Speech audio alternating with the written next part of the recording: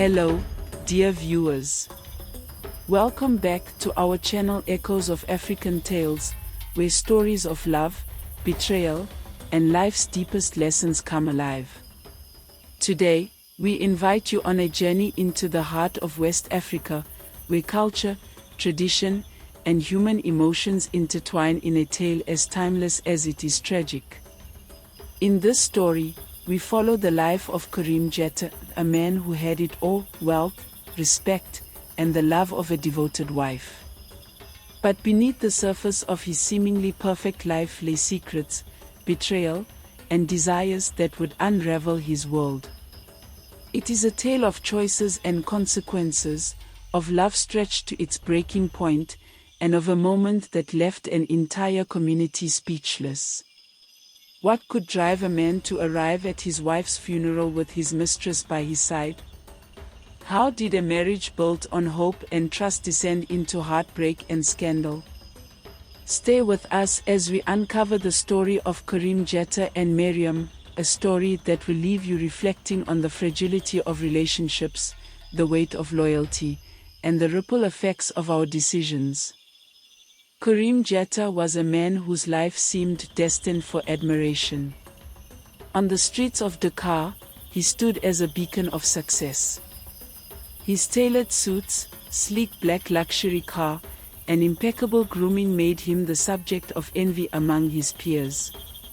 When Karim walked into a room, heads turned, conversations paused, and eyes lingered.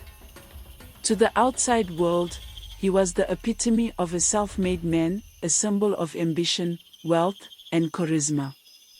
But Karim's life was not as flawless as it appeared. Behind the glimmer of his public persona lay shadows of betrayal, deception, and unbridled desires. These shadows didn't just darken his world, they consumed the life of Miriam, the woman who had given her heart to him without hesitation. Miriam was everything Karim wasn't. While he exuded confidence and charm, Miriam embodied kindness, humility, and devotion. Her caramel skin glowed with warmth, her radiant smile could light up the dullest day, and her quiet strength was a comfort to those around her. Miriam was more than a wife, she was the anchor of Karim's world.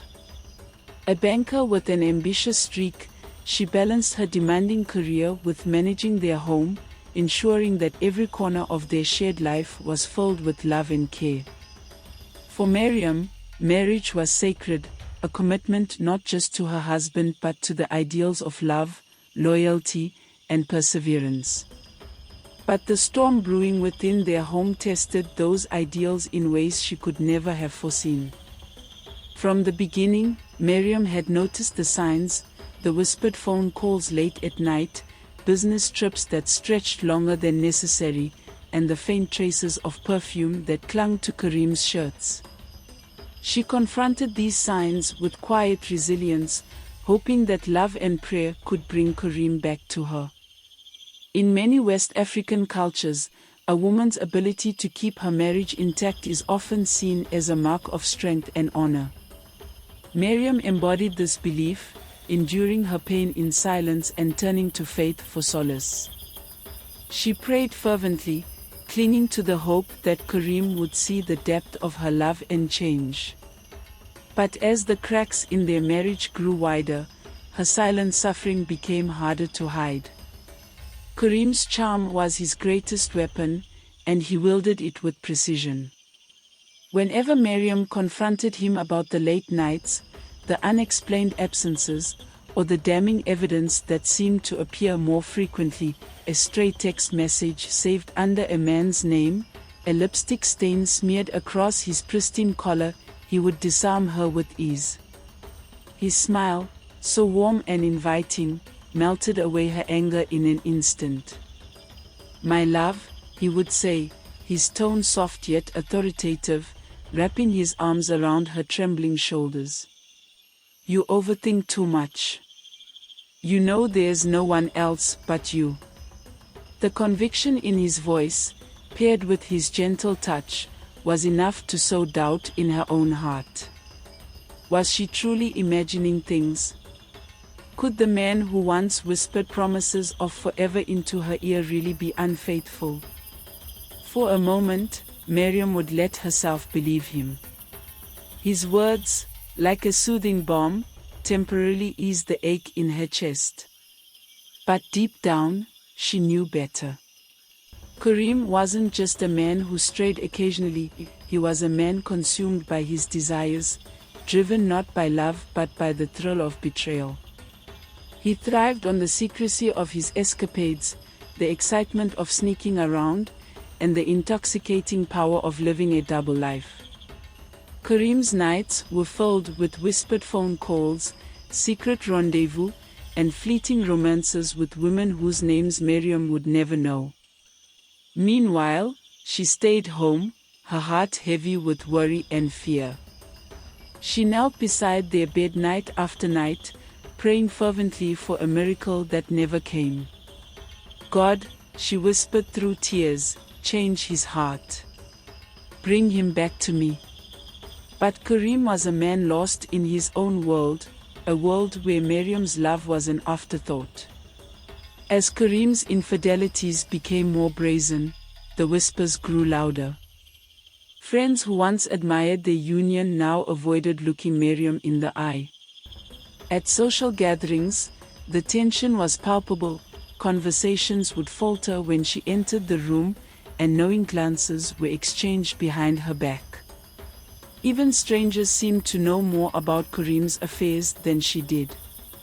The humiliation was suffocating, yet Miriam held on, clinging to the memory of the man she had fallen in love with.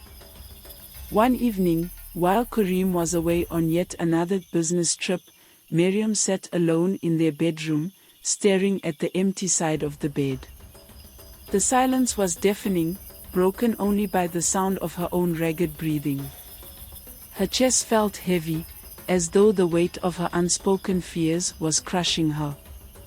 Finally, unable to bear it any longer, she picked up her phone and called Awa, her best friend and confidant. Awa, Miriam's voice cracked as she spoke, I don't know what to do anymore. I've prayed. I've forgiven. I've begged him to change, but nothing works. What am I supposed to do? Her tears fell freely now, soaking the front of her dress. Awa was silent for a moment, her hesitation hanging in the air like a heavy cloud. Miriam, she said finally, her voice laced with a mix of pity and frustration, you can save a man who doesn't want to be saved. Karim, he's not going to change. But... She trailed off, her tone growing cautious. If you're not ready to leave, there are other ways. Ways to make him stay faithful. Miriam stiffened, the implication in Awa's words sending a shiver down her spine. What are you saying, Awa? You're not suggesting. Her voice faltered, unable to finish the thought. I'm just saying there are women who've taken matters into their own hands, Awa replied carefully. It's not something I'd ever suggest lightly, but Miriam, you're drowning in this. Maybe it's time to think about doing something different. The idea sounded unthinkable, even as desperation clawed at Miriam's heart. Could she really resort to such means? Her faith, her upbringing, her very sense of morality all screamed against it. And yet, as the days turned into weeks and Karim's betrayals became harder to ignore, the seed of Awa's suggestion began to take root. Late at night, as she lay awake in their empty bed, Miriam found herself wondering, could there be truth in Awa's words? Could this be her last chance to save her marriage? Her heart was torn. On one side was the woman she had always been, faithful, trusting, and steadfast in her beliefs. On the other side was a woman drowning in betrayal, a woman who was slowly realizing that love and prayer might not be enough to hold on to a man like Karim. Desperation, after all, has a way of making even the unthinkable seem possible. Desperation led Miriam to a place she had vowed never to go. For weeks, she had wrestled with the idea, her heart torn between faith and despair. But as Kareem's betrayals became impossible to endure, she found herself standing at the edge of an unfamiliar path, a path she could no longer resist. One evening, with the moon casting faint light on the narrow streets, Miriam cloaked herself in the shadows and made her way to the home of Baba Seydou. Baba Seydou was a name spoken only in whispers. Stories of his power traveled through hushed conversations, and his abilities were both revered and feared. To seek him out was to step into a world of the unknown, a world where the rules of faith and morality blurred. As Miriam approached the small, weathered hut at the edge of the city, her heart pounded in her chest. The air was thick with the scent of burning herbs and something far more potent, an aura of mystery that seemed to seep from the very walls. The inside of Baba Seydou's shrine was like stepping into another realm. The room was dimly lit by flickering candles that cast dancing shadows across the walls. Symbols of power and mystery adorned every corner, bones arranged in strange patterns, feathers dangling from the ceiling, and bottles filled with glowing, otherworldly liquids lined on shelves. The air felt heavy, almost alive, as if the room itself was aware of her presence. Baba Seydou sat cross-legged in the center, his face shrouded in shadows but his eyes glowing with an intensity that seemed to pierce through her soul. "You seek help," he said, his voice deep and steady, carrying a weight that made Miriam's knees tremble. She opened her mouth to speak, but no words came out. Instead, she nodded, her desperation silencing her fears. Baba Seydou's gaze didn't falter as he continued, "Your heart is heavy. Your husband has betrayed you, and you wish to bind him to you. Is that not so?" Miriam's breath caught in her throat. How could he know? She hadn't spoken a word, yet it felt as though he had reached into her very soul and pulled out her deepest pain. Her voice trembled as she managed to whisper, "Yes, Baba. I need your help." Baba Seydou studied her for a long moment, his expression unreadable. "There is a way," he said finally, his tone deliberate, "but it comes with a price. Once the ritual is done, it cannot be undone. Do you understand?" Miriam nodded again, her desperation drowning out the warning in his words. At that moment, she was willing to pay any price to save her marriage, to reclaim the man she had once loved. Baba Seydou reached behind him, retrieving a small, intricately carved charm wrapped in crimson cloth. He held it out to her with both hands, the dim candlelight reflecting off its polished surface. "Place this under your husband's pillow for 7 nights, he instructed. "But heed my warning, if the ritual is not completed exactly as I have said, the consequences will be severe." Miriam's hands trembled as she accepted the charm, its weight far heavier than it should have been. Her heart pounded as she left the shrine, the smell of incense and burning herbs lingering on her clothes like a ghostly reminder of what she was about to do. As she walked home under the cover of darkness, a sense of unease crept over her. But desperation had taken root, and there was no turning back. For 7 nights, Miriam followed Baba Seydou's instructions with unwavering resolve. Each night, as Kareem lay asleep, oblivious to her silent tears, she carefully placed the charm under his pillow and whispered prayers into the void. She watched him sleep, her heart a storm of love, fear, and resentment. She hoped to see a change, a softening in his demeanor, a flicker of remorse in his eyes, but Kareem remained the same. His indifference was a constant reminder of the distance between them. But by the seventh night, something unimaginable happened. Miriam woke with a fever that left her drenched in sweat. By the afternoon, painful boils erupted across her skin, their angry red marks spreading rapidly. Her once radiant beauty, the glow that had drawn Karim to her, was fading before her eyes. The pain was excruciating, and her body grew weaker with each passing hour. She visited doctors, who examined her with furrowed brows and shook their heads, baffled by the illness that seemed to defy explanation. They prescribed ointments, pills, and rest, but nothing worked. Miriam was unraveling, and no one could stop it. Karim, however, recognized the signs immediately. The curse had rebounded. He had heard stories of such things before, of protective forces that punished those who tried to harm the ones they shielded.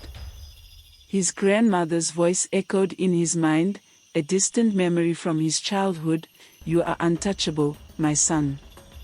Anyone who tries to harm you will suffer the consequences." And now, Miriam was suffering. Despite knowing the truth, Karim did nothing. He watched her cries for comfort with the same indifference he had shown her love. To him, Miriam's suffering was not his burden to bear.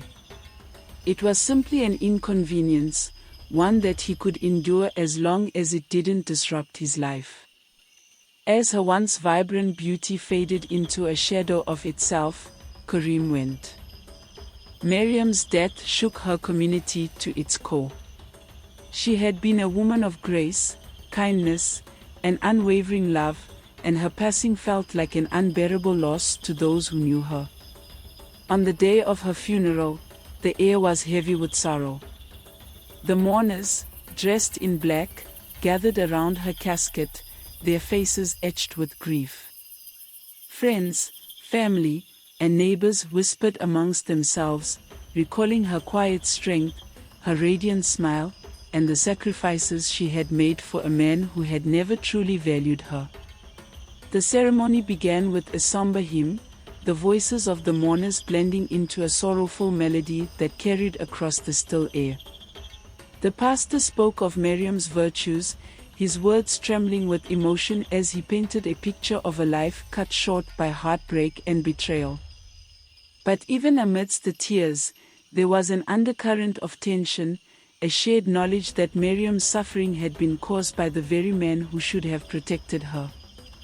As the casket was lowered into the ground, the sound of a sleek engine cut through the silence. Heads turned in unison as a black luxury car pulled up to the edge of the cemetery. From the driver's seat stepped Karim Jetta, dressed in an impeccably tailored black suit. His polished shoes gleamed in the sunlight, and his demeanor was one of calculated composure. But it wasn't just his arrival that stunned the crowd, it was the woman who emerged from the passenger seat.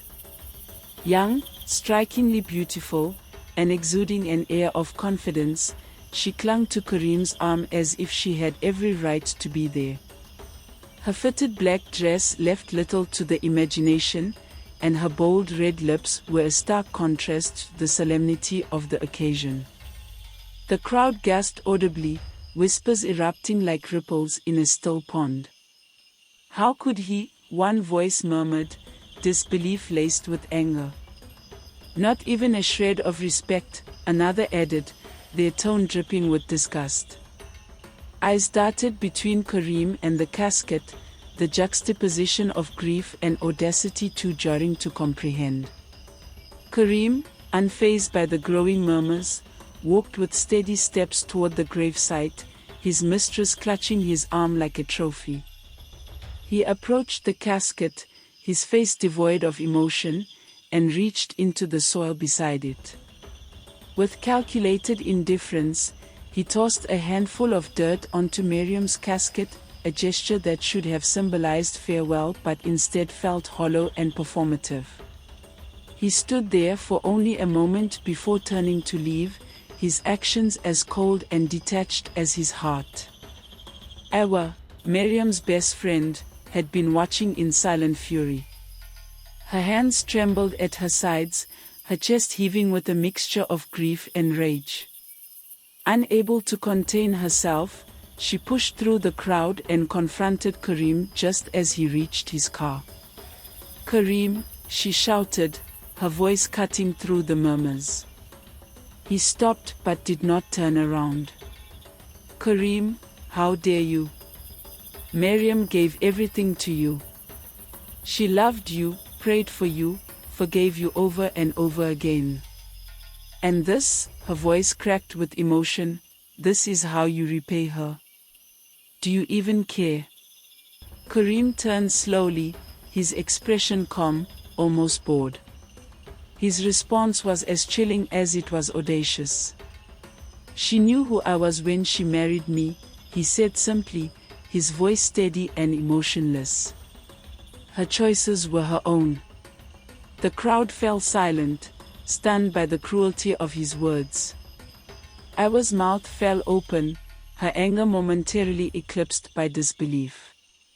She wanted to scream, to shake him, to demand an ounce of remorse, but the emptiness in his eyes told her there was nothing left to say.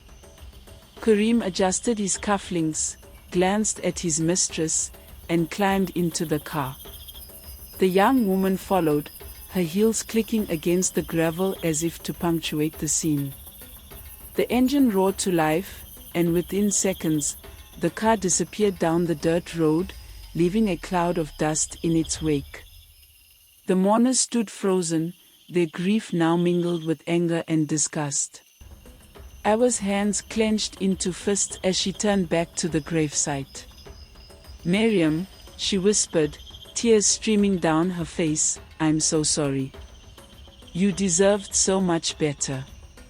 But even as she spoke, she knew that Miriam's story was over, and Karim's was only beginning.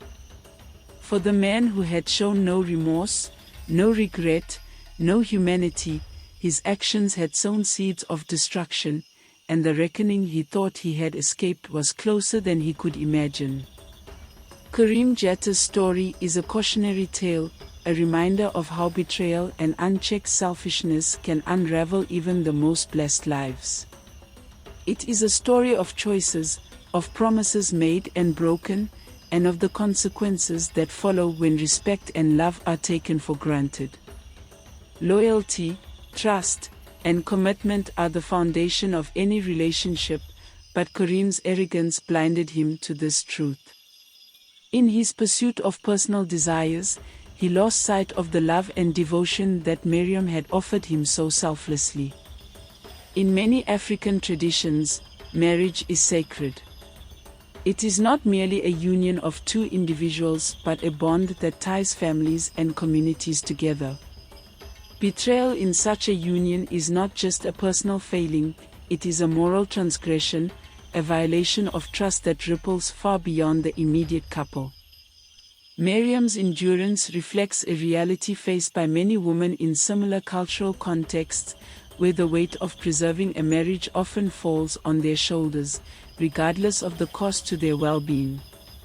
Her story is a reminder of the strength and resilience of such women, but also of the dangers of enduring too much in silence. What does this story teach us about respect, about commitment, and about the value of honesty in our relationships? How do we ensure that loyalty and love are not one-sided burdens, but shared responsibilities? And finally, have you seen similar stories in your own community? Stories that speak of heartbreak and lessons learned. Thank you for watching and journeying with us through this powerful story. Miriam's tale is a poignant reminder of the importance of love, respect, and accountability in our relationships. It is a story that speaks to the fragility of trust and the devastating consequences when it is broken. We'd love to hear your thoughts on this story. Have you encountered similar experiences, either personally or within your community? How do you think these lessons resonate in today's world? Share your reflections in the comments below, we value your voices and perspectives.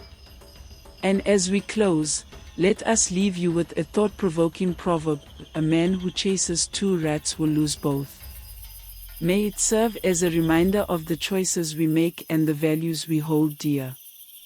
_ If you enjoyed this story, be sure to explore our previously uploaded stories of African tales that inspire and teach. Each story is a journey into the heart of our traditions, filled with wisdom, emotion, and timeless lessons. Our mission is simple yet profound: to preserve and celebrate the richness of African culture through storytelling. Every tale we share carries the spirit of our heritage and the voices of those who came before us. Let's keep these stories alive. Share them with your loved ones, and don't forget to like, comment, and subscribe to our channel. Join us on this journey of discovery and reflection as we explore the stories that shape us all. _